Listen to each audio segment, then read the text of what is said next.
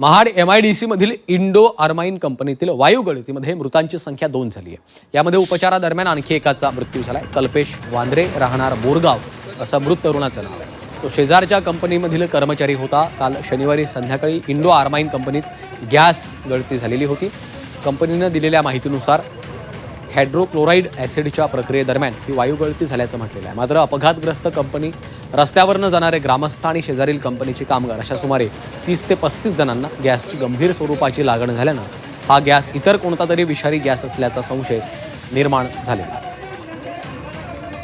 वायू गळती झाली आणि या परिसराच्या जनतेला खूप त्रास झाला। रात्रीच्या वेळेस आम्ही ज्या तिथं आलो त्यावेळेस इथं कोणीही नव्हतं। त्यांचं एक वॉचमन होते आणि या कंपनीच्या असलेली सिस्टीम बंद करण्यासाठी दुसऱ्या कंपनीतून आम्हाला लोक आणावे लागले आणि त्यांनी हे नंतरची सिस्टीम त्यांची बंद केली आणि वायू गळती थांबली। अशा पद्धतीचा अतिशय हलगर्जीपणा असलेला हा कारखाना इथं चालू आहे। आमची सगळ्यांची विनंती आहे, हा घाणेरडा कारखाना किंवा अशी हलगर्जीपणा असलेली जी व्यवस्थापन इथं नको आहे। हा कारखाना बंद व्हावा अशी आमची प्रामाणिक इच्छा आहे।